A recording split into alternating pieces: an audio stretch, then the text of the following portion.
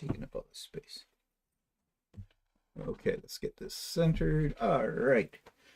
So, hello everybody, and welcome to today's Stephen and Walter Live as we recover from the retreat yesterday.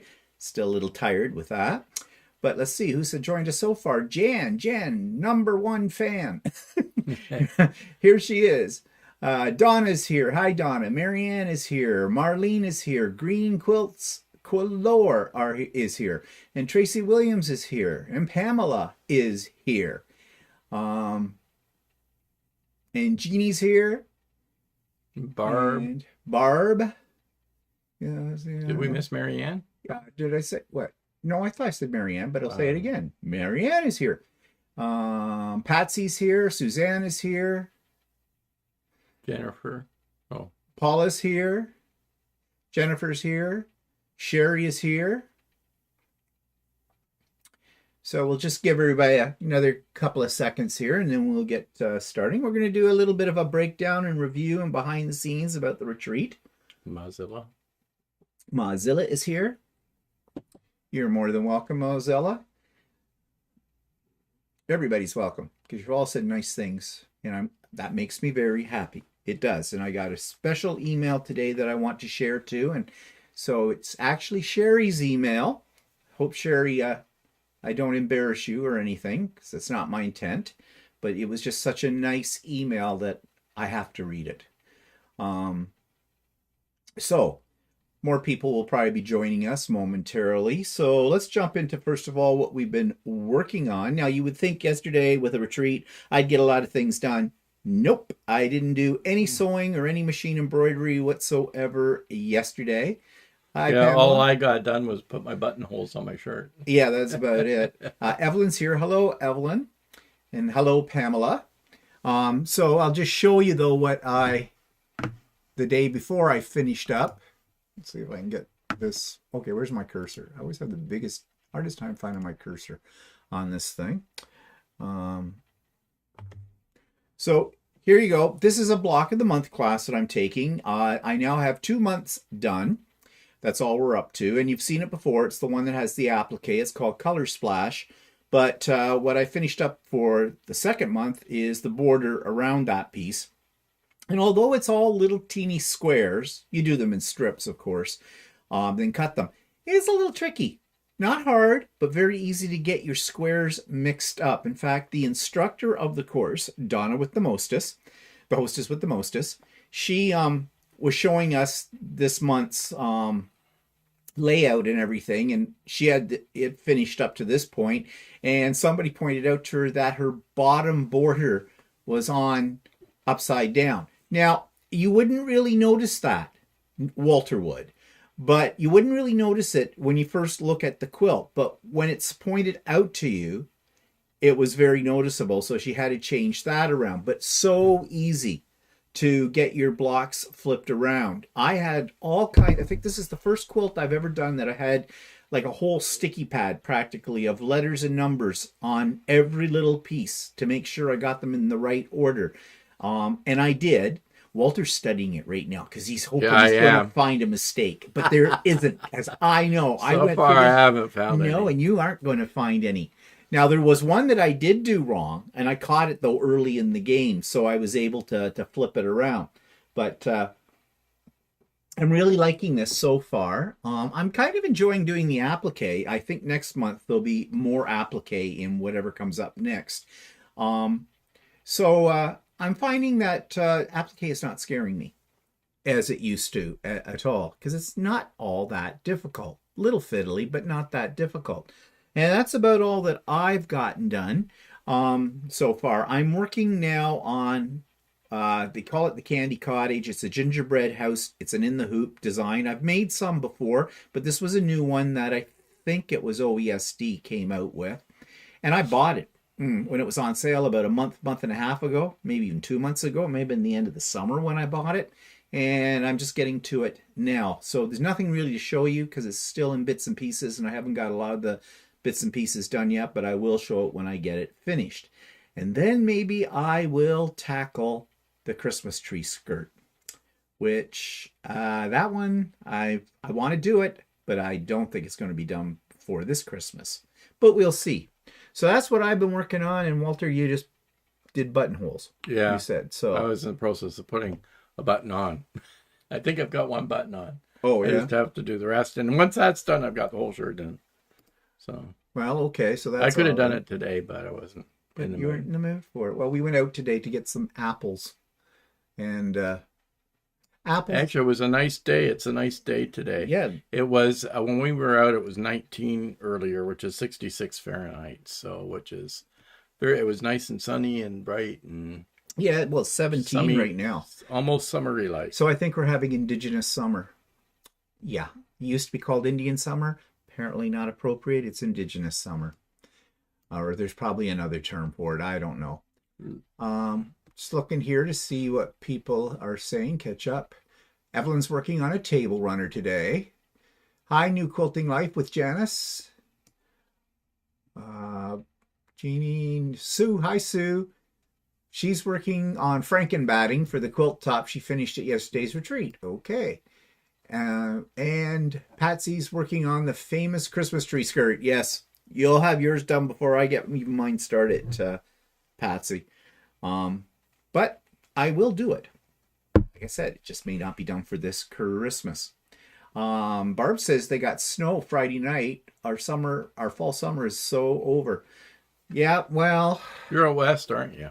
yeah, I think Calgary got nailed with some snow. Apparently, Muskoka had some snow up in our area. So, yeah, well, we have the lake effect thing that hits yeah, us. we're just north of Lake Ontario, so we tend to it tends to stay warmer longer for a little bit. Yeah, so hopefully we don't have to worry about snow yet for a while, but who knows? Often we don't. Well, sometimes we'll get a dump in November, but a lot of times we stay pretty green till around Christmas. Yeah, Barb's in Calgary. So, yeah, you guys always get dumped on much sooner than us, of course. Of course, you're that much further north than we are. We're, southern Ontario. We're actually below the rest of Canada in a sense. Farmers market today. Beautiful weather here. Yeah.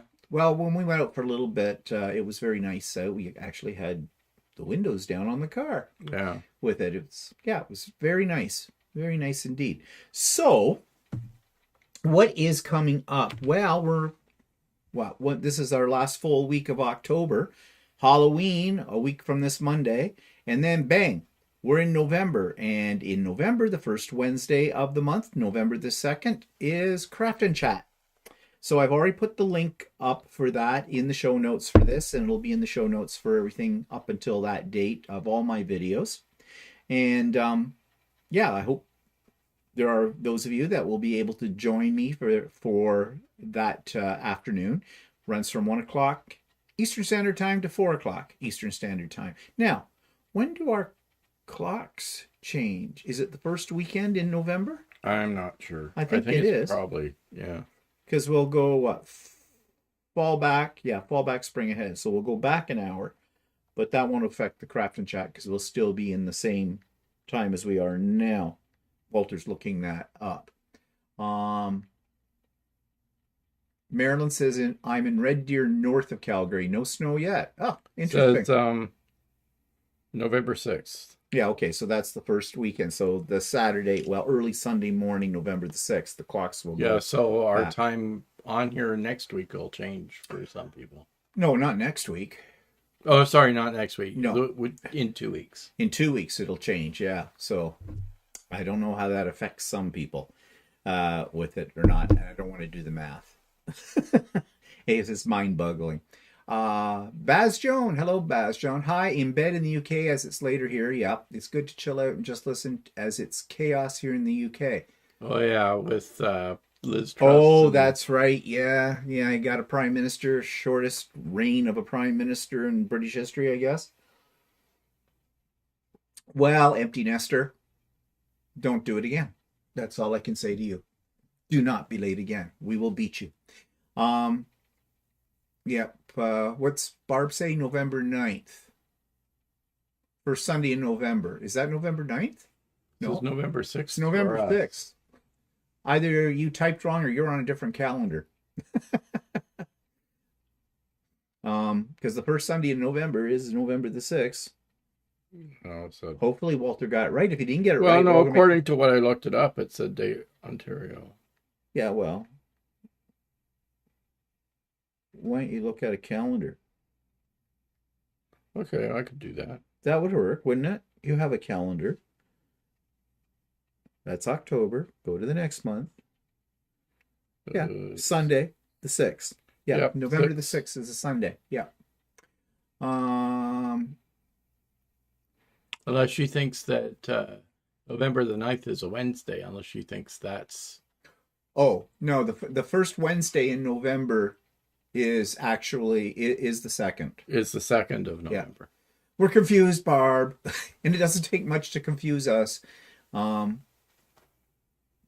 got up yesterday at 5:30 a.m. for the retreat. Oh my God, you are dedicated. You should get a prize. Yeah, Barb says, yeah, she meant November the 6th. Yep. Anyways, yeah, you're probably still a little tired, Barb, from getting up so early. But whatever. Doesn't really matter, does it? Doesn't change the price of rice in China, as I said. Okay, so we've got other things coming up next week, too. On Tuesday and Wednesday, our new doors and windows are being installed. So tomorrow, we have to make a clean path of everything for the installers.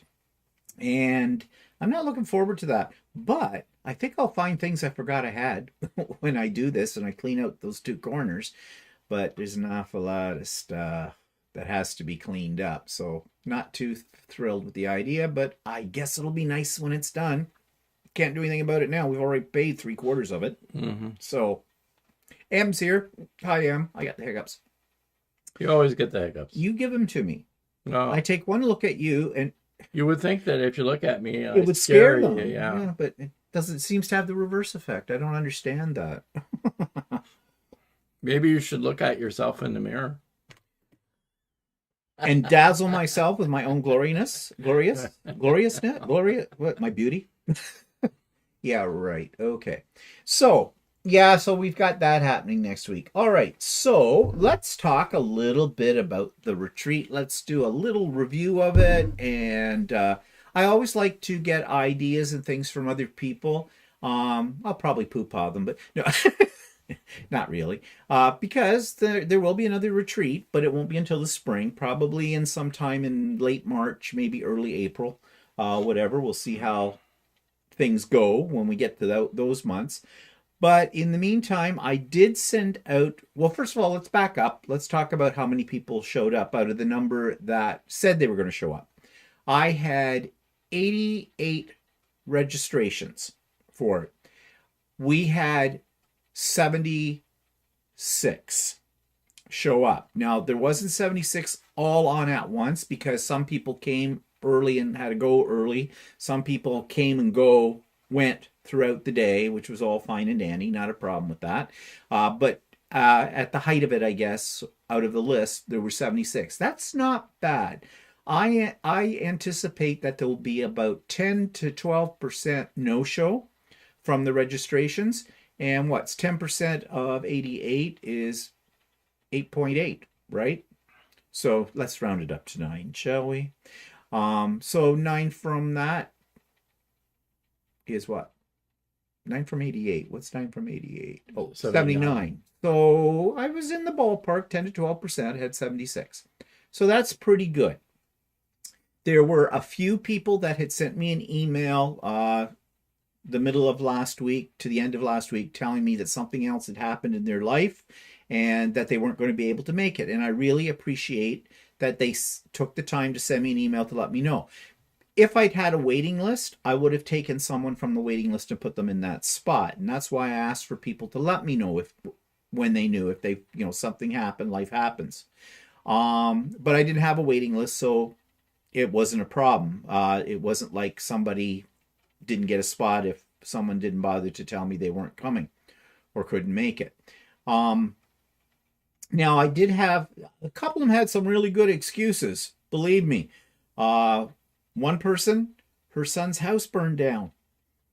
Yeah, that's unexpected, right? Her son and her daughter-in-law, I guess, were okay, but I do think that the son and daughter-in-law lost a couple of pets in it as well, not to mention they lost their home and everything. So, yeah, I think that was a really good excuse to miss the retreat, right? You've got a family thing happening there for sure.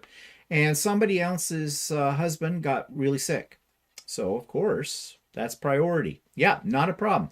But I had a couple of other people send me something, just said, oh, sorry, I can't be there. Okay.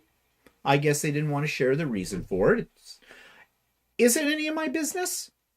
Well, probably not. But on the other hand, They got a better offer. yeah, you know the kind of thing. We've all experienced that, haven't we? Where people, you're expecting people to show up for something, maybe to your house for dinner or for drinks, and at the last minute you get told, yeah, they're not coming. And they don't give you a reason for it, and they almost are kind of like daring you to ask what the reason is. And it makes you feel like, well, what? Did they get a better offer at the last minute? And believe me, we have been in that situation where we're expecting people to show up, and at the last minute they've pulled out, and because you know these people well enough, they got a better offer at the last minute. Or either that, or people wait to the last minute to commit Mm-hmm. to come over, and then because they're waiting for a better offer. Yeah, that could be too. I mean, I'm not saying that those people were doing that or not, but I mean, No. your mind does go that way, though, doesn't it? Yeah, But curious. sometimes things happen in life, and you just like, Well, yeah. you get unexpected guests drop in, or you suddenly end up. We know a lot of ladies that suddenly all of a sudden their kids dump their kids on Yeah, them, and they stuff dump like the that. grandchildren on them at the last minute. Personally, I'd say no to them. A lack of planning on your kid's part does not constitute an emergency on yours. And sometimes I think people's children take far too much advantage of grandpa and grandma. Yeah. Kind of a deal at the If last. grandma and grandpa let them. Well, yeah. Well, that's the thing. If grandma and grandpa let them do that, I mean, I yeah, know. everybody wants to see. I their mean, my grandkids, sister has got a couple of grandkids, and they end up babysitting a lot. but- yeah. But anyways, I'm not that concerned about those people. However, there were about 8 people, 7 people. No, it was about 6 people who were just completely no shows. No contact saying, "Oh, I'm so sorry," or anything like that.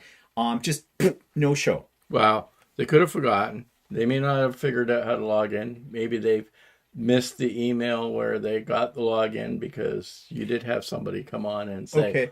good, they couldn't find it. Okay, now let's back up and let's take those 3 points you just did and dissect those. Okay, first of all, let's take the one you said they couldn't log in because they didn't know what the Zoom address was. I sent out 3 emails that all had the Zoom address in them. Plus, I have been no, I did not post the Zoom address on. That's right, I didn't post it because I didn't want trolls on the site. But I sent it out 3 different times and sent them out over a space of some time. So, but there was one person who, now I thought she might have ended up having to work, but then I looked at my email and she was desperate. She said it wasn't attached. It wasn't in the, yeah, it was. It wasn't attached. No, it wasn't attached. It was in the body of the emails that I sent out. But this is a good friend of mine too, and I know that she sometimes is email challenged. So easily I got her in anyways. But luckily I saw the email because I had so many screens. We're going to talk about that in a minute too, the behind the scenes thing, that I could have easily have missed that. So yeah, now you also said, what was the other reasons you gave? Your memory is short, I know. Yeah, I So don't is know. mine. Like, I mean, they missed the email, or they, for some reason, didn't know how to get a hold of you if they couldn't find the link. That is a possibility. But one thing that I do, and everybody knows this, in the show notes for my YouTube videos, always my email is right there. Oops, Gail says, sorry, missed emergency came up. Oh, yeah. Okay, Gail. Well, something I'm going to say about this in a moment may affect you. Yeah. Okay. Emergencies happen. Emergencies happen. I don't have, I understand that. Okay. I understand that. And that's fine. I mean, can't do anything about it. Shit happens, right? But I'm just saying, okay? Because I've run these retreats now for 4 times, and I know what's going to happen every time. There will be those, and I'm not picking on anybody with this, but there will be people who have, at the time that it comes up, are usually one of the first to sign up for it. They're all gung-ho about it in the whole bit, and then you never hear another word from them. Nothing. And they don't show up. And you never hear anything after the fact about it either. So, what do you do about situations like that?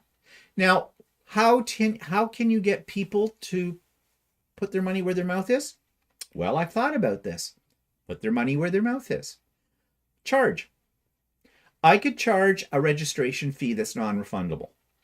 It would not be a lot of money, but when people have to pay for something, if they're the kind of person who decides to get up in the morning and go, no, I don't know, I just don't feel like it. Or, the grandkids are here or something, and I want to be with them, and I didn't expect that, or that kind of thing, Well, it's not costing me anything, I didn't lose out on any money or anything like that. It's okay. What they seem to forget is the other end of the stick. The person who has made the event, who's put all this planning and time and effort into it. Now, am I going to do that in the future?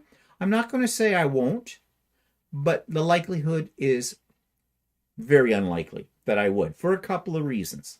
If I was to charge a fee, a non-refundable registration fee of, say, $5 or $10, it wouldn't be any more than $10. First of all, I have to figure out how people are going to pay me. Well, I could set up my PayPal account to accept that money. PayPal takes a fee for doing that. But then that's another layer of organization that I have to look after too. What happens if someone said to me, well, I sent the money. Didn't you get it? My word against their word or against PayPal's word. And I don't want to get into that kind of controversy. Yeah, it's a lot of work. Yeah, it is. The other thing too is, I would feel that if someone's giving me money that's non-refundable, I should be doing something with that money, not going on a vacation, okay, with it. I'm thinking, well, I put my own money into the prizes that I give out for this, so I could use it towards prizes, I suppose. But it could be a logistical nightmare trying to do something like that, because I'm not a business, so I don't have a financial, thing set up readily to accomplish that kind of thing. So the likelihood of me doing that, not going to happen. Hey, Jen, Interac is a Canadian thing. Yeah, so the Americans wouldn't be able to use that, Jan. But, Judy says yesterday was so great. Hated to leave for a coffee. You did a great job and very appreciate it. How should I respond to that? So what I was doing yesterday, I'm going to play devil's advocate. So what I was doing yesterday was not as important as you getting a cup of coffee. Well, I'm Judy, I know. I'm just pulling your leg, Judy, okay? But if you think about it, how could that line be interpreted? If you said, hated to leave yesterday, but my house is burning down. Well, no, unless you said you hated to leave for coffee because your boyfriend or whatever showed up. Or whatever, or I had to have coffee. I'm pulling your leg, Judy, okay? Don't worry about it, okay? What else are people saying here? Oh, Barb says that's so disrespectful. I'm not sure what it is. So backing up here. Stop picking on me. Oh, Jan, go away. Jan's a bit of a shit disturber, isn't she? That's why I made her the ambassador yesterday, because who better to get people going than Jan? And Jan, actually, quite sincerely, I really appreciated you engaging people in conversation, because that took a little bit of the weight off my shoulders, especially when I was trying to figure out prizes and getting them sent out to people and things like that. That really was a great deal of help. Both you and Dana were really being my ambassadors. So you will be the official ambassador at the next retreat. Yeah, that's your new thing. We'll get you a badge and everything. Tracy said she really enjoyed the presenters. Yeah, I thought the presenters did a really nice job. I thought they were very, very informative.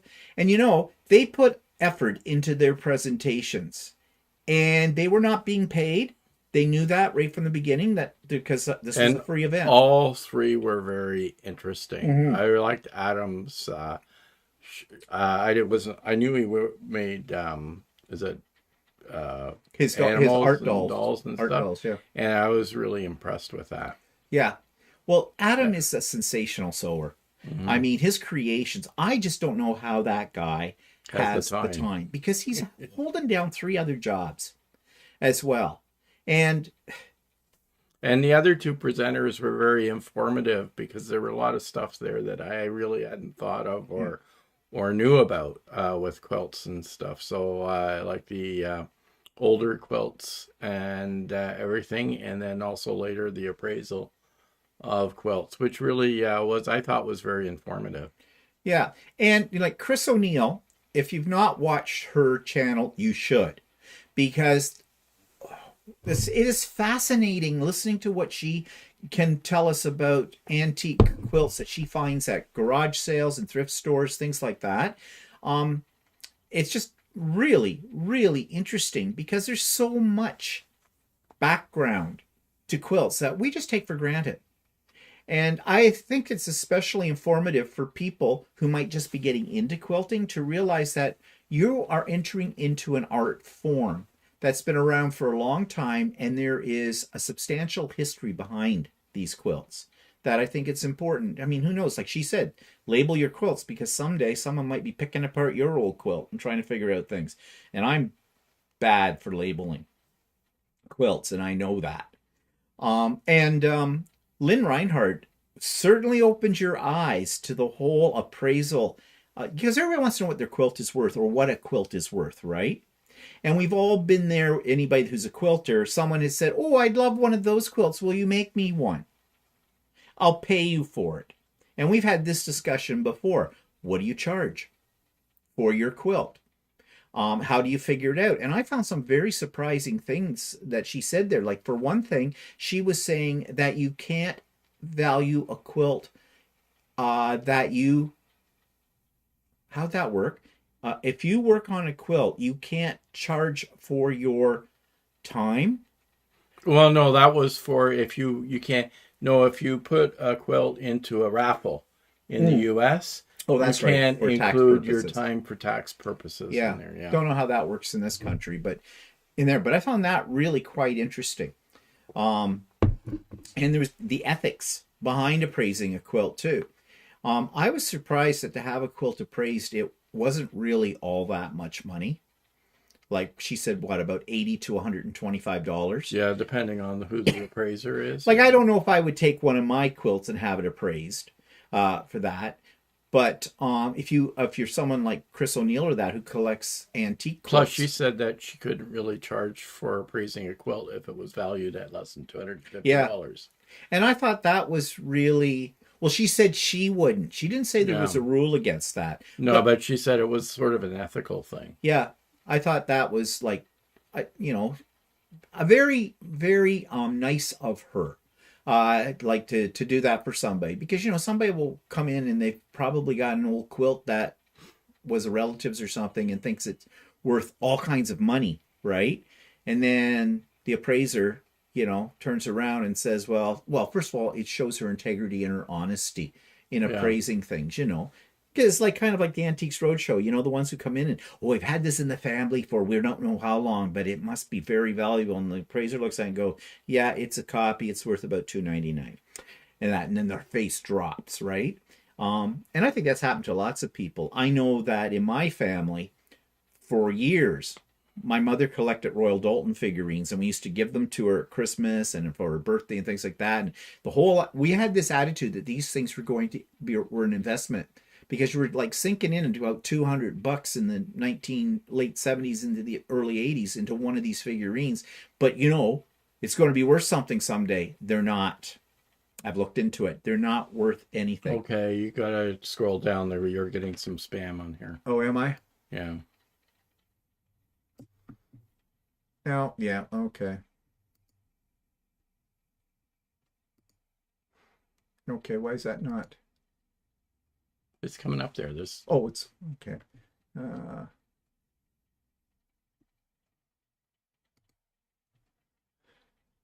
yeah.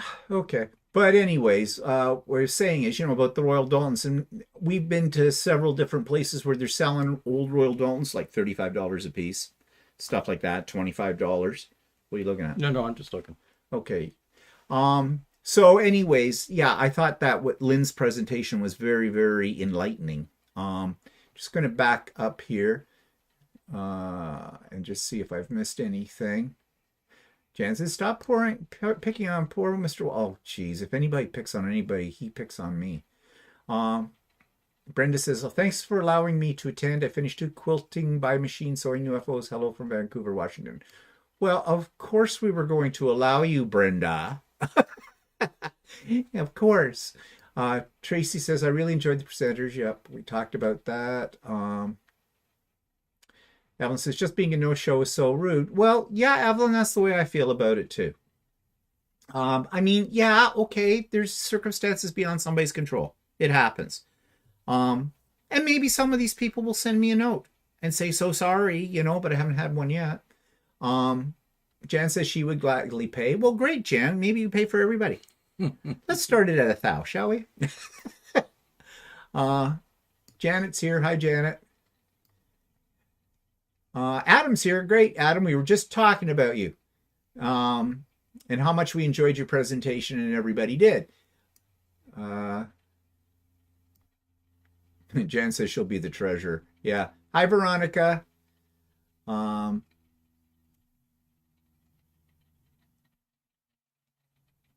on, I didn't want to miss anything. That was after saying about hated to leave for a coffee. Oh, okay. Oh, you mean you didn't leave for a coffee and that you wanted one, but you couldn't leave. Well, okay. You could have gotten a coffee. I'm not putting Judy in the corner, Barb. I'm just joking. Oh, Dana's here. Hi, Dana. Patsy's here. I have only tried to watch Adam so far. I could not hear him, so I'm going to try to watch on a different computer. Oh, okay.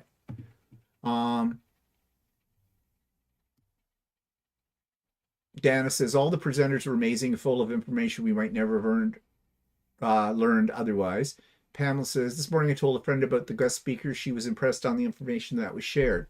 And I record it with the permission of each presenter, as you know, their presentation, and I have now put them all up under the Idiot Quilter Presents on my YouTube channel, and they're all there. And I also put up the slideshow of everybody's quilts because, I mean, they were so wonderful. I want your work should be shared with the world, or whatever world comes to me, kind of a thing. Evelyn says, Adam inspired me to get out my needle felting machine. I won't be doing the kind of things he did, but I definitely need to get it out and do some things with it. And to be honest, Jan says, oh, are you not honest, Jan? I have seen their interviews before, but their presentations are phenomenal. Yes, they were. What Lynn pointed out, Green Quilts says about crazy quilts and grandmother's flower garden quilts being so plentiful was quite telling. Use those quilts and enjoy them. Yeah. And yeah, Green Quilt says, Adam, tell us when the Victoria and Albert Museum calls so we can all cheer. Yeah. Hi, Andy. Who knows? Adam, your creations are one of a kind. Someday down the road. Yep. Patsy's slideshow was great. So many awesome looking quilts and projects. Yeah, there was a lot of inspiration there. So how will I deal with the no-shows? This is a little bit of a penalty, but so be it. What I have now a list of the email addresses of everybody who were at the retreat. When the spring retreat comes around, I will be sending out to those person that were people who showed up They will get an invitation before I open it up to the general public. You'll be given a certain date by which to register by, and that will guarantee you a spot. And then after that, whatever that date will be, I will open it up to the general public. That's just my way of rewarding those who commit it.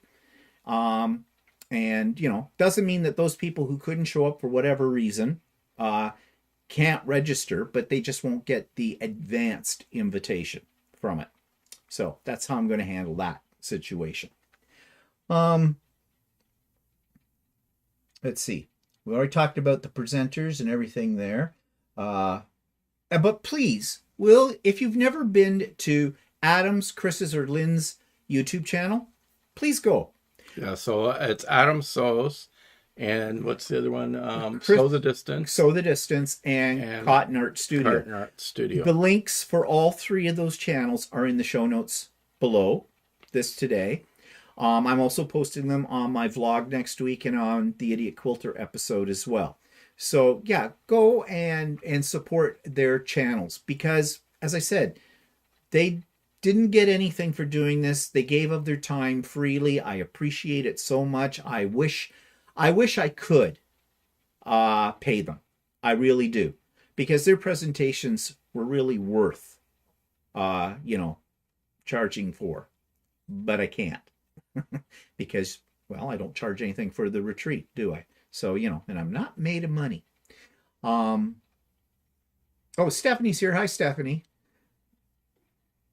And Julie's here. Just got here. Always missing the important info, guys. It's been a day. Yep. Yeah. So, anyways, what else did I want to say about it? Okay.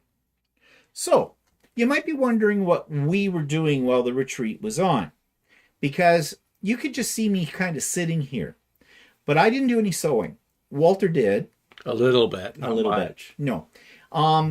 But I want to explain to you what may seem pretty seamless, which is great because I want it to seem seamless, does take a lot of effort and a lot of planning when I do this. It's a labor of love, okay? I enjoy doing it. So I'm not complaining. I even got up early in the morning. Yeah, which right then and there, that's a big sacrifice for Walter, as you know. Like, oh, there he was, almost up at the same time as me. But I have spent weeks putting this together. I mean, first of all, I had to find the speakers. And I'll be honest, the speakers dropped right into my lap because all three were speakers that I had interviewed. And while I was interviewing them, my light bulbs going off in my head going, this person would be great for the retreat. And I asked them. And the result of that. But I have to stay in constant contact with them too, back and forth, to make sure, that their plans haven't changed because they're volunteering, that kind of thing. We don't really have a contract or anything like that. And I also want to make sure that they're going to be comfortable doing, the presentation. So emails went back and forth for that. Then, of course, I had to get out the information as to when I was having it, what was entailed with it. I had to plan an agenda. I had to register people. I had to, organize all of that. And I didn't help. No, you don't. Well, that's okay. No, that is something that's a one-man job. And, that kind of thing I really do love. I really do. I'm an organizer. So, I actually do love the paperwork. There's somebody that's referring to some... yeah, that one. Yeah, that one. Ugh, what's with these? Julie M says, are you familiar with a quilter YouTuber, Terry Rowland? No. She's a Canadian. No, I do not think I will, but I will write this person's name down and check this person out. Thank you for mentioning it, because I'm always looking for things like that. So anyways, I had all this paperwork. And when I was sitting here, I was marking off people's names. I was highlighting them. I had 4 computer screens going at once. I had my 2 main screens that we're using right now. Then I had my iPad, which you can't see, and I'm using it right now too, because I use it as a monitor to see what you guys are seeing. when we're doing this.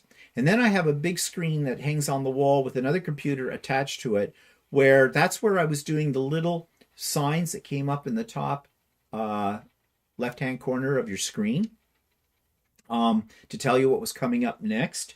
So I had all of those, so I'm looking all over the place. So sometimes you probably saw my head going like this. Then a little table off to the side here where I had all my paperwork.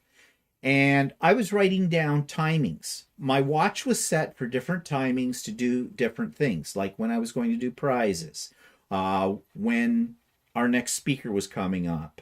You probably noticed that sometimes say, yeah, we're about 16 minutes away from the next event or whatever. So there really isn't any time to do any sewing for myself. And that is okay, because my philosophy, and from my experience with doing this and from being on other Zoom-like things like this, you have to be an active moderator. I have to say, I was so impressed with everybody that were part of it yesterday. I didn't have to cut anybody off or threaten to mute them. Now, we did do some muting, both Walter and I, in the background, because there was a couple of times when somebody had forgotten to put their mic on mute and started to sew, and so the sewing machine, you could hear it. So we just quietly went in and muted them with that. It's easy to forget to mute yourself in this environment, but it was coming up on screen, right? So you have to be active, though, to catch that. And even like when somebody started talking, I sort of went ahead and put them in the spotlight. Yeah. For so that they could. And when you were doing that, I was there trying to do other things. I was trying to get out and not screw up the prizes to people. Trying not to cut them off by taking them back off the spotlights. Yeah. And that kind of thing. So yeah, there's a lot of technical stuff that, you have to be aware of. I was on a sort of a retreat thing a few months ago, and it was absolutely, not horrible, but the moderator just kept on sewing and wasn't paying any attention to the screen, and people were trying to get in, and that was the only person that could let them in, and so these people there were times when Steve was busy and somebody came in, and I would let them in. And then a lot of times if it was somebody that had gone out and come back in again, I recognized the name, so I wouldn't bother saying anything to Steve. But then if I saw a name come up that didn't look familiar to me, I would tell them, did this person come in before? So just so that to verify with them whether it was either somebody that had gone out and come back in again, or it's somebody new. Yeah. And the other thing too was you probably were quite aware of the fact, because I didn't let you get away with it, people came in with not the name they registered with. Now I know there is a problem when you join a Zoom. There is a way to change your name, and it's not hard to do it, but you miss it because it's not very obvious. There's actually a line when you go to join, just before you hit the button to join in, where you will see what the name is going to be that's going to show, but there's nothing there that looks like you can change that. You just click on it, and then you can write whatever you want in that spot. But as the host of the Zoom, I had the ability to change it, and so I did. And I think I explained this, but I don't know if everybody understood why I was doing this. One, multiple names. If there were several people that had the same first name. So if someone said, oh, hi, Margaret, and started talking, Margaret who? Which Margaret? So that's why I needed last names as well. Also, I wanted the name that you registered in to avoid trolls. Now, the one way I controlled any trolls, and we didn't have any trolls, is because I did not publicize the Zoom links. That was a private email to each individual who had pre-registered for the event. Yeah. So that avoided trolls. Yeah, we're getting a troll on here today. Yeah. A couple of times that came up, and at least we didn't have that problem when we did have it at a sew and chat once. Yes. We Yeah. did once on a So and Chat because that one is more public. And see what these trolls are doing is the one that's trolling on here today, that is not a person. That is a computer algorithm. It's a robot that scans through YouTube to find things like this. Apparently, people who give out prizes on there, and you probably have heard this, like Marie from Scrappy Creations has had this problem, and several other people that I know that I follow have had this problem. They have a prize, and they were putting the winner or saying, something you had to put in your comments down there, some word or something like that. Well, these robots are programmed to scan the comment section of YouTube videos, find that, and they will enter multiple times to win the prize. Not only that, but if there's too much information, like if someone writes back and you notice like people like Marie and others are getting wise to this and they're saying, no, you'll have to send me a private email to, so I can verify that you are the winner and then I'll send out the prize. Because most people, when they first started doing this, they would just say, okay, just drop me a comment that who you are and with your email address and I'll send you the prize or whatever. Well, that's how these robots skim that information out and Yeah, like I mean, do you lots of end things. up being if you end up putting your email address in a public area, then a lot of times they scan these, and that's how you end up starting to get spam and stuff Yeah. like that. Like, okay, then you'll say, well, why do you have yours in the show notes? Yeah, I'm playing a little bit with fire there, but I have it set up in such a way through my email system that I can block anything that happens out of that. And I have had some, but mostly they're people trying to advertise a product and they're trying to solicit me to put something. You know how there's commercials on people's YouTube channels where they talk about a product and that kind of thing? Well, I get stuff for that, and I'm sure any creator does. These ones that come out, oh, we've seen your YouTube channel and we'd like to you to talk about our product and all this stuff. And they're going to give you some incentive. Some of them are legit, most of them are not. Most of them are trying to get information from you so that they can create havoc in your life. I just ignore them, I block them, but you can't. It doesn't matter. They have a robot system that keeps rotating whatever the dresses they're using and stuff, and you block one, two more come, kind of a thing. But anyways, I haven't had any problems with that beyond what I've just told you. So yeah, so it's a serious kind of Yeah, I mean, thing. like when we were doing the retreat yesterday, you were verifying people's email Yeah, addresses, but that was really only being verified just to make sure. during the retreat. It wasn't open to the public or No, anything like that. So no, this was a private retreat. This wasn't open to everybody. Well, in the sense that when I advertised it, it was open to everybody, but then the information needed to connect to it became private to only people who registered. So that's why we were doing that.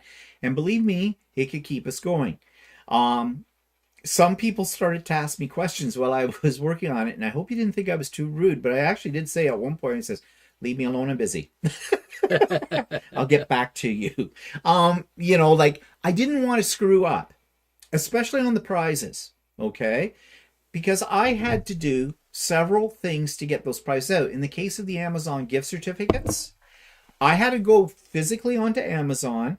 I had to buy the gift certificate. I had to fill in the information for where the gift certificate was going to go. I had to double check that's why I verified email addresses and things for all of that to make sure the right person got it and all that kind of stuff.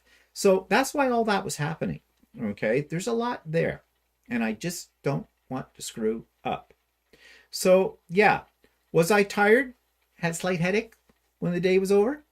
Yeah, I'll be honest, I did, but nothing that a couple of glasses of wine couldn't cure. I enjoyed the day.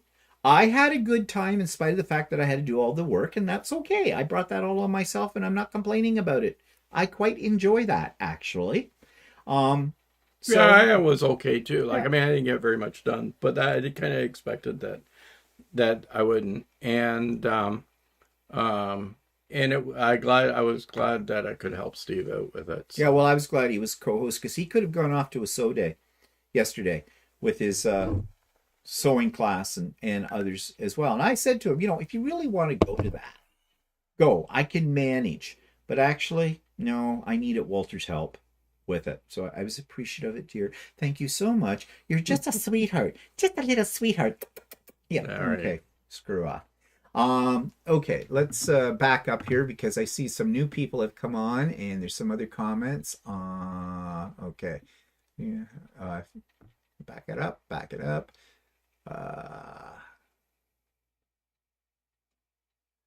Okay. You are welcome, Stephanie, for the retreat, and I was so glad to have you.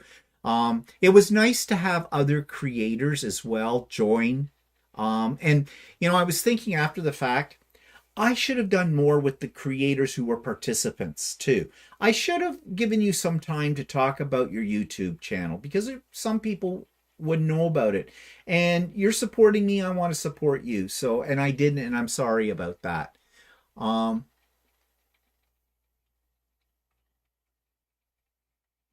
Just people are talking about the presentations and thanking Adam and anybody else. Have you got a date picked up for the next one? No, I don't have a specific date. It will be, all I can tell you right now is it'll probably be the tail end of March, first part of April. I have to see when Easter is because I don't want to conflict with that. So yeah, it'll be, the earliest it will be at the very second half of March. But believe me, I'll put it out well in advance when I have that all figured out. I mean, something better might come along, right? I mean, it would really be bad if I planned a whole retreat and I was a no-show. Here you go. Play with yourselves. Whatever. Do it. You run it. Julie says, are you guys... Oh, okay. We talked about that. Jan said she had a gray-haired moment. Stephen had to find his speakers. I was wondering, where did he put them? Maybe I should have helped clean out his basement. No, Jan, not those kind of speakers. Bags with Myrna. Myrna is very new YouTuber from Salmon Arm. Give her a look. Bags with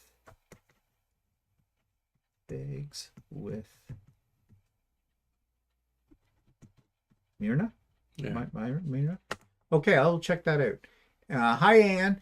Thanks for continuing the piece. I've been otherwise occupied lately, so glad you have the recorded speakers. But really, Anne, it's not a substitute for the real thing. You should have been there. It was glorious. I mean, Adam stripped at one point, and I didn't put that in the rebroadcast. And then Walter was running amok all over the place, wearing nothing but his whitey tighties. You missed it all. Adam says, it was very seamless and very safe, welcoming environment. Well, good, Adam. I'm glad you felt that way because that's what I was going for. Green Quill says, saw Kate this PM and forward Ms. Rowland's link to Steve today. Such a good concept. Okay. I'm just skimming down here. Your little teddy bear. Teddy bear with a big roar. Okay, Jan. As I said yesterday, Jan, what drug are you on and where can I get some?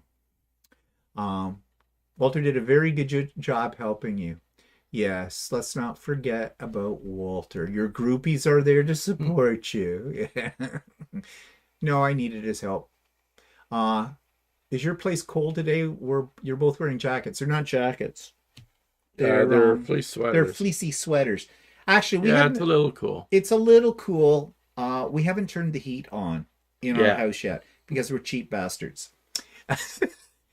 And yeah, it's not that cool. But I find when I'm just sitting downstairs, if I'm working on something, I get a little chilly because I'm old. I'm usually very hot. Yeah, right. In so many ways. Yeah. But lately I've been a little chilly.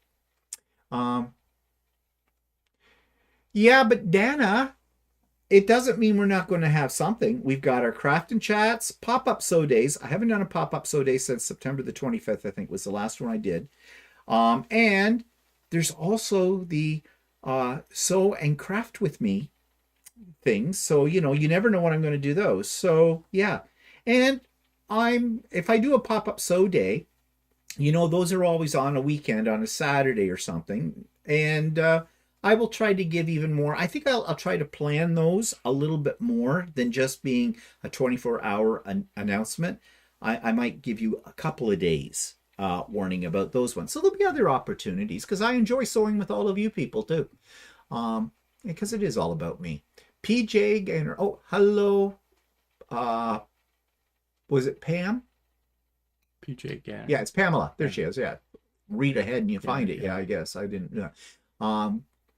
And no worries. Stephanie says, I was happy to get my quilt top on the way finished. Look forward to the next one. Hi, Glenna. Sorry, just joining. I really enjoyed everything about the retreat. Thank you both for doing this for us all. And Amy's here too. Hi, Amy. Walter borrowed the leather outfit from the last sew day he went to. It was a hoot. Yeah. You see, if you weren't... It was a straight jacket. Yeah, right. Well, whatever. Andy says, we jumped 77 degrees here in Chicago. Glorious day. Yeah, we're pretty warm today, as we said before.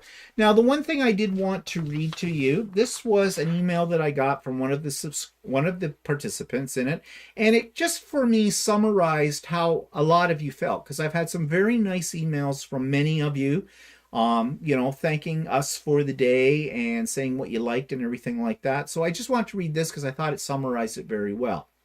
I just want to express appreciation for the retreat. It was truly a marvelous time. The interaction between fellow retreaters was wonderful. I enjoyed the impromptu sharing of things, helpful hints and such. My brain was a little swirly thinking about all the fun patterns and things to make.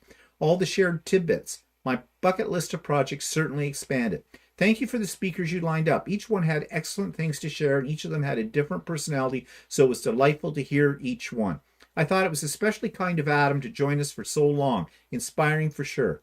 Lastly, thank you for your time. I'm sure there are countless hours of work behind the scenes preparing and thinking things through, organizing everything. Amazing. The agenda for the day was perfect, orderly, but not rigid. Enough time to feel relaxed and work on projects and enough interaction to keep from being bored.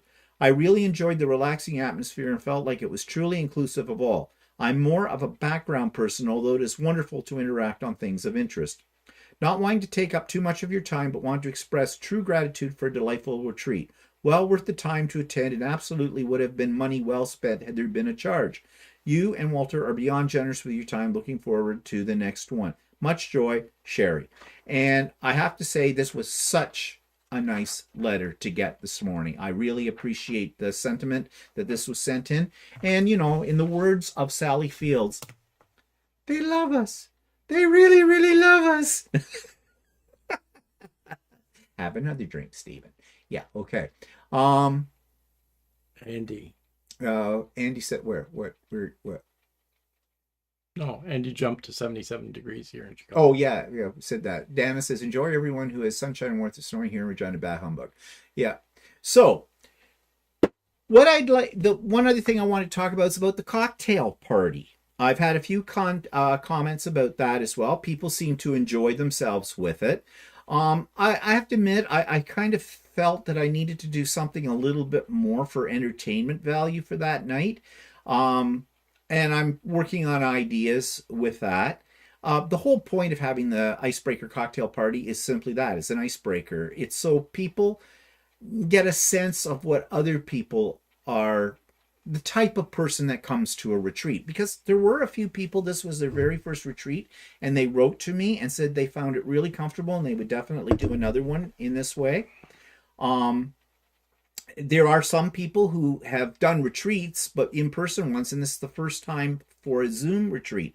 And I'm sure they came with a little bit of apprehension because, it's something new. And I have to admit, I understand that. Because the very first Zoom thing that I ever went on, it was like, oh, will it work? What's this going to be like? It's going to be boring. How will this compare to, seeing people in person? But that's what COVID has done to us, hasn't it? It has made us start to appreciate and use more fully the virtual world and, get over our fears or our apprehensions about doing that. So that's why I had the icebreaker cocktail party, because I wanted people to feel comfortable. And I think we achieved that. Yeah, actually, it was funny because in the morning, the retreat, everybody seemed to be really silent. Yeah. sewing. But then by the afternoon, people started to warm up a little bit and And have then a it little went, bit more conversations you know, and stuff like that. And that's, like, I mean, you shouldn't really be afraid to unmute yourself and say, is anybody doing this? yeah. Can you help me with something? Or do you have any opinions? Or I was really glad that a few different people did that and asked what somebody else was working on that, because I got so busy doing other things. I forgot all about doing victim spotlight. And I think I did mention at one point, I don't even need to do it. You guys are doing that without me, which was actually great. Great to have that. And I'm glad that people ran with that and were so willing to share what they had created or what they were working on, because it's inspiration. And I have to thank Jan and Dana, okay, for this, because, and I'm not saying this facetiously, I genuinely mean it. Those two ladies got people involved in conversation. And that broke the ice right there. Now, it was quiet at the very beginning because I was letting people in, and I think people were being respectful about that. They realized that I was a little tied up at the beginning because I was having a lot of people come in all at once, and I had to keep it all sorted out. And I thank everybody for their patience with that. I had mentioned it might take me a few seconds or that to let you in from the waiting room, because there was one moment, if I hadn't had Walter at that point, I would have got lost. I had a whole bunch of people coming at once, and I was trying to do other things, and I want to keep it straight. So Walter was kind of taking over the admitting and telling me, okay, this person is here, and I could go down my list and check them off. So we're trying to make that as efficient as we possibly could. But yeah, Dana, and Jan.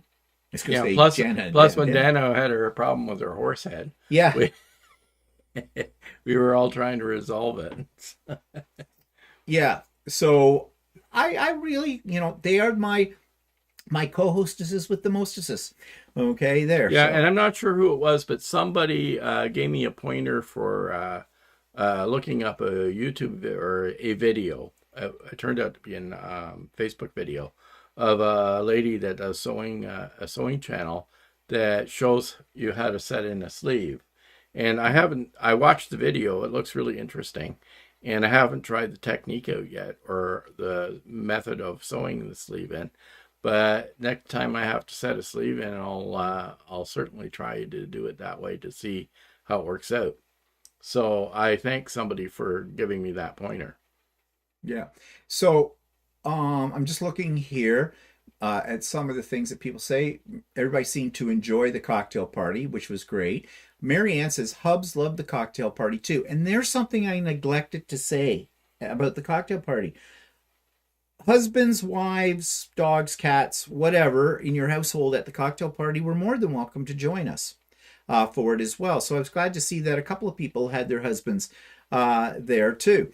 And the same with the retreat. Although you are the one that registered, I know there was a couple of people who had somebody else at their house with them or whatever, that they sort of included into it. And that's fine. Yeah, I don't have any problems with that at all, because they're using the same computer kind of thing. They're not really a separate entity because they're with you. But that's perfectly all right. So in the future, if you want to bring your mother, your daughter, your son, whatever, your husband, that's fine. Small children, I draw the line. You're using is the same Zoom space, right? Yeah. So it doesn't matter if you've got two people there or something like that. Yeah, like the more the merrier, except for children.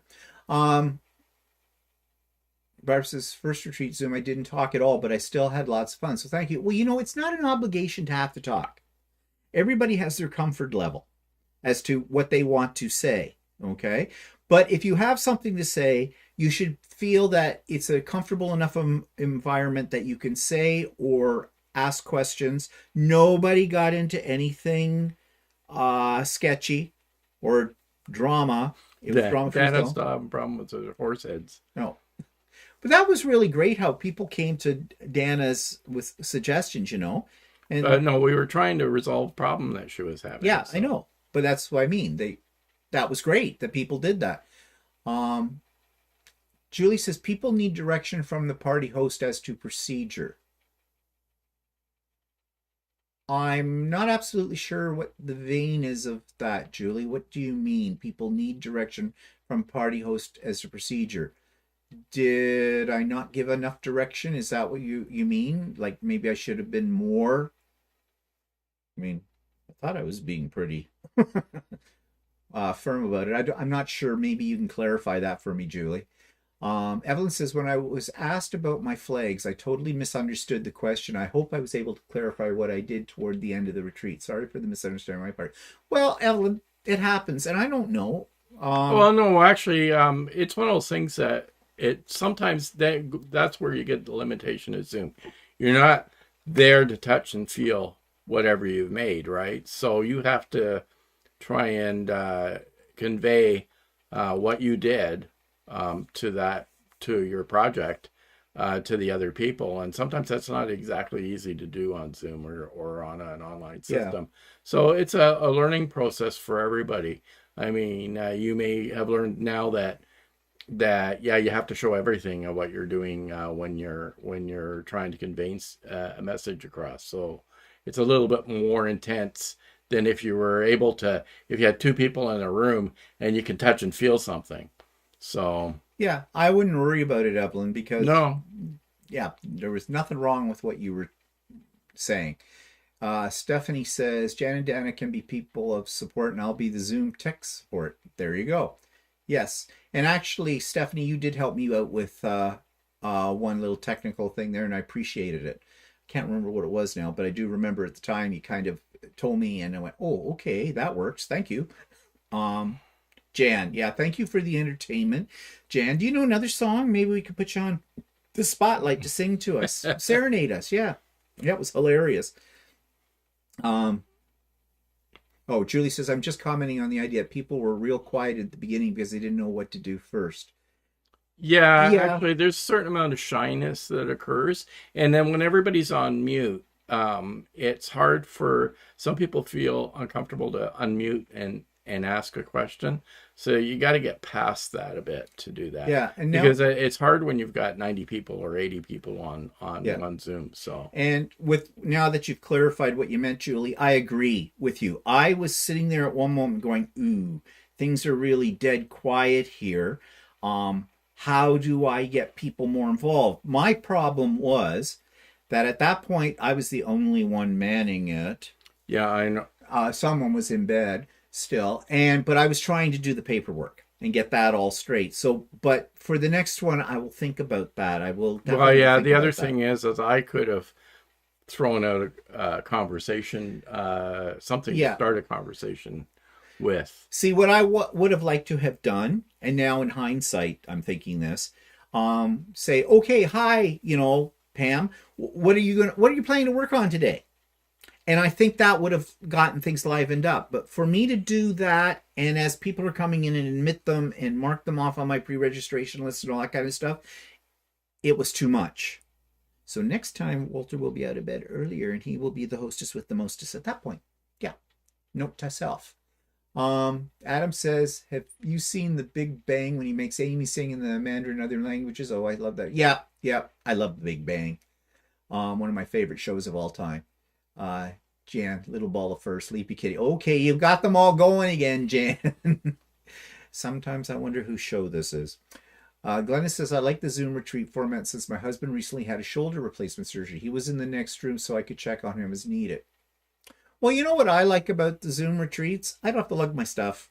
Yeah, I know, like the sewing retreat I could have gone to on Saturday. I would have had to pack all my stuff up and take it there, which I find, I like the interaction, the live interaction, but it's a bit of a drag. And not only that, the tables that they have that you put your sewing machines on bounce when you're sewing. Yeah, when you go to a retreat, because there's those folding tables. Yeah. I'm so bad, I'm late. Kill her. Kill that woman right now. Pamela Nesler stockings. Okay, I missed something. That must be something earlier. You can start by singing the national anthem. Oh, no thanks. No, I don't think so. So we're getting into political then. Yeah, I think Julie's just being funny. Yeah. Or Stephanie says, a list of funny questions to break the ice that have nothing to do with quilting. Yeah, that's actually cool. Actually, you want to know something for the cocktail party? Just in case things were getting slow down or whatever, I had a list of icebreaker conversation questions that I downloaded from the internet. I didn't use them because didn't think I really had to, but I had those there. But that's a good idea for Because like, they like describe a stiletto. yeah, yeah. Because I told that to some of the other guys, use a stiletto, and they looked at me and they said, a shoe? Yeah. Or Amy says designate a greeter like Jan to ask those. That's a good idea, Amy. I like that idea. A Walmart greeter. Hi, how are you today? Actually, I like that idea. I do. No, there wasn't really anything wrong, but there No. was sometimes there was times where it was like very quiet. Yeah. And But but sometimes that's you not want that. okay. People are busy working on People their are stuff. busy working, and that's what I was afraid of too, that if I had too much planned during the time and I was filling up all the time with even more guest speakers and more like prize draws or more events and things like that, no one would get anything done. And the whole point of a retreat is to work on what you're working on. So I'm hoping I struck the right balance for that. Yeah, the whole idea is it's a get together for everybody to sew or to work on a project. We're talking about sewing, but there's some people that were crafters and some people that were drawing or something like that. It's an opportunity to almost like be in a virtual room with a whole bunch of other people to so you're not completely alone. Yeah. Evelyn says, for the next retreat, I will know to have a project going instead of sitting in front of the computer like a lump on a log. Just wasn't sure how this worked. Well, I believe, Evelyn, that you'd never been to one before. So, yeah, you didn't know what to expect. But you're not a virgin anymore, honey. So next time, that's okay.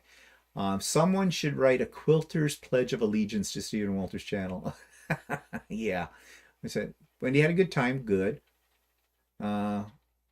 Jan says, well, I kind of did that sometimes, being the Walmart greeter. Yeah, and it worked. I'm serious, that worked. Dee's Crafting Corner. Hi, Dee. Hi, everyone. Late, but doing yard work. Enjoyed my time with everyone yesterday. It's great. Jeannie says, Judy L, I agree with you. I don't want every minute filled. Yeah. People had a good time. Julie says, I'm curious to hear the Canadian anthem words I only ever hear. Well, it depends on which words. Because they keep changing the words. I don't even know what the current words are of the Canadian national anthem anymore. Andy says, wonder if people were quiet because they were waking up and getting themselves organized. Well, yes, I think that at the very beginning. That was for me too. Yeah. Yeah, I think so. Yeah. The speaker's been enough time for us to focus on what we were working on, Stephanie says. Yeah, well, that's good. You're right, Gene. Not every minute needs to be filled. Yeah, no. So anyways, you've already started in what I was going to ask next was suggestions for the next ones, like reasonable. Let's remember that I want to keep this a free event. Prizes are limited.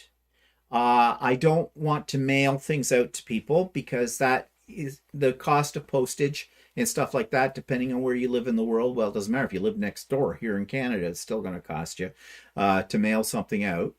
And to be honest, I don't know what I'd mail out in that case. And yeah, I know some people say some of my 3D printer things, but yeah, and I would, except for what it costs to send those kind of things and getting them wrapped up properly and boxed and all that kind of stuff. So that's why I do things that I can send electronically. The Amazon gift certificates, I think, work really well because then you can get something you want or apply. It's not a lot of money. They were $20, okay, for each gift certificate. But you could apply it to something you might want on Amazon. Now, in the very first retreat, I had some donations of coupon codes for some local stores, which was really, really nice by the ones that provided that. But I did not go looking for those this time because they were so generous at that particular retreat, I didn't want to take advantage of their generosity. So I didn't do that.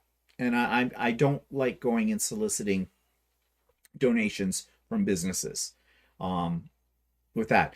Plus, then I feel very obligated to advertise Well, their not only business. that, you have a problem with people, our American friends. If we have a Canadian store, it may not be cost effective for them to use the coupon or Yeah. something like that. So, then because we had some people offer the coupons back to us on the first retreat, and because they said that they probably would never get around to using them. Yeah. So, Now the patterns that I sent out, in case you're worried about copyright violation, they were not copies. Those are actual PDF patterns I purchased.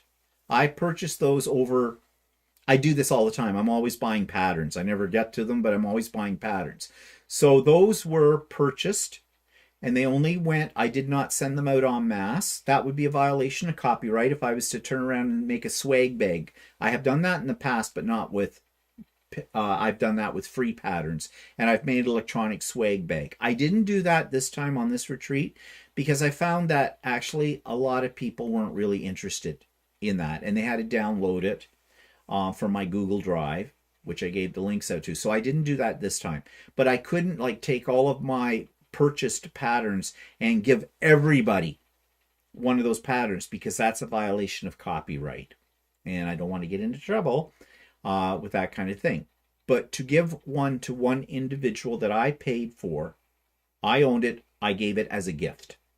Okay? So that way I am not violating copyright with it. It's like if, you know, it was your birthday and I bought a pattern at Quilt Store because you're a quilter, and I wrapped it up and gave it to you. So that's not a violation of copyright. Somebody's at our door. Do you want to go check it? Well, by the time you get there, there'll be nobody at the door. He usually moves at the speed of lightning, doesn't he? Okay, so that's why I did that. So what are people saying here? Keep getting a thing popping up here on my screen that I don't want. what is that voting? Oh, big deal. I'm just backing up here. I'm looking at what people are saying. Amy says, I'm like Walter and typically don't really wake up until noon. I'm surprised I woke up on time to be there at the start. Judy says, I don't expect a prize. A free retreat is enough. I know, but I think it adds a little excitement to it that you have the potential to win something. I mean, it excites me when I do it. Andy says, think the way you run the retreats is just fine. Thank you, Andy. And Joanne says, hello, Joanne. It's the thought. It's nice that you don't charge for the retreat. Yeah, well, here's another reason I don't charge for the retreat. Not just because of the logistics of trying to collect money from it, but one, when you start to charge people for something, they expect something in return. And they have higher expectations when you charge a fee than if it's free. Okay? So that's why I don't want to not meet the mark kind of a thing. The other thing is this. I have a bit of a bone of contention with this. There are a lot of YouTube channels out there where the creators of the YouTube channel are offering prizes on a regular basis, little contests. They're doing that to attract more viewers to their channel for whatever purpose that is. I won't do that. I won't do it because, okay, this is going to sound bad, but I'll be honest about it. That's a form of begging, and I don't beg. Okay? Now, you might disagree with that and have other reasons, and that's fine. You're free to do that, and I'm not going to get into a debate about it. But for me, personally, to me, it is a form of begging. I don't beg for that kind of thing.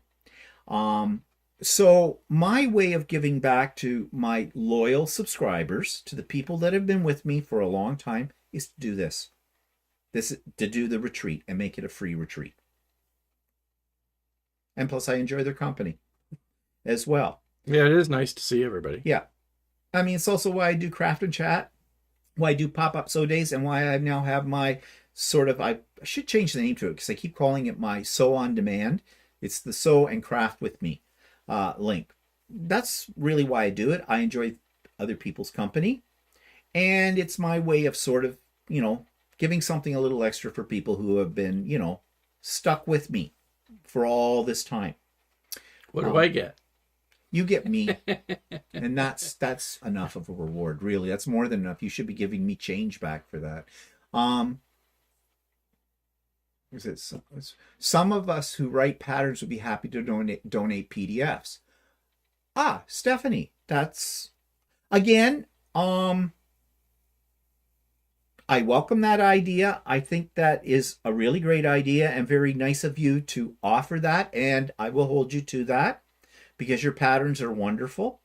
And yeah, actually, I hadn't thought of that, but that's a great idea. Okay, thank you, Stephanie, for the idea.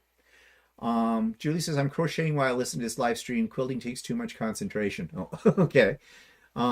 Teresa says, it was great to win a free quilt pattern from your instant gratification too. Yeah, you don't have to wait for it.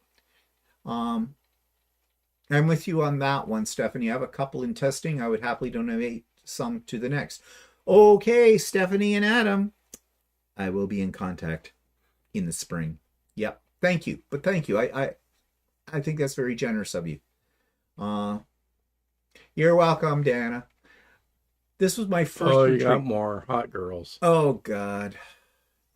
We haven't had this in a while. Maybe Remove. or report. We'll report, get them out of my hair. It doesn't remove it, though. Oh. Well, we don't need hot girls when we got hot guys sitting right in front of everybody.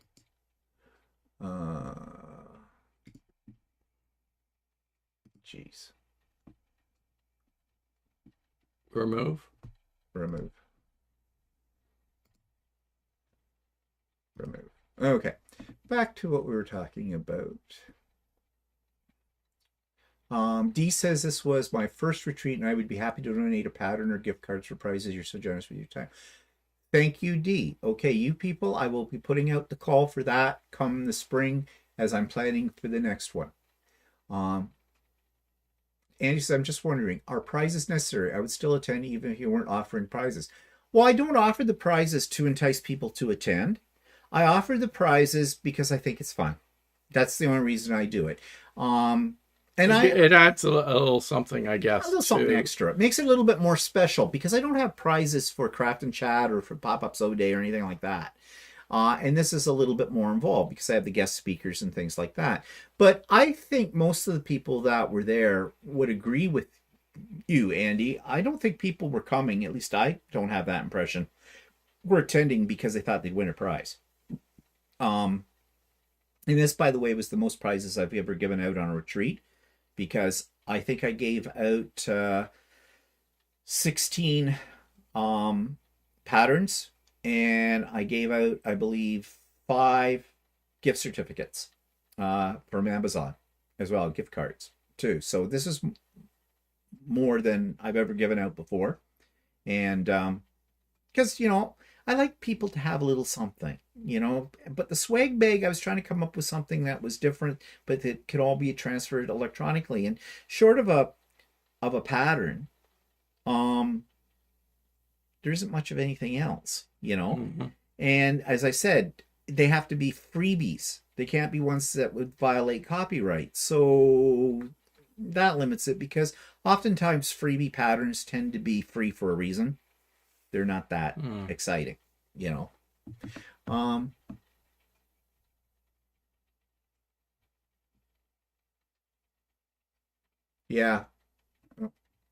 I think I hid them out there, but who knows? Super. Not too many things are free today. Yeah. Nadia, enjoyed the day very much. Glad you did. Well, I appreciate it, Stephanie.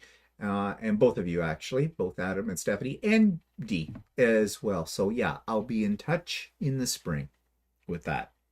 I think it would be nice too to have something from somebody who is a creator and who's at the retreat, and you can maybe even talk about your pattern as well. A little mini kind of 5-7 minute little presentation about that pattern, about that you've designed, and then we can have a draw for it. That's a good idea. I think that's a good idea. You could offer PDFs of your favorite secret recipes. Food and quilting go hand in hand. Well, true, but we don't have recipes. And when I say we, I mean Walter. He steals all his recipes and then he doctors them. Amy says, I wonder if OESD would do something for you since you talk about them all the time anyways. Amy, I don't think they would. You know why? They're way too big. Also,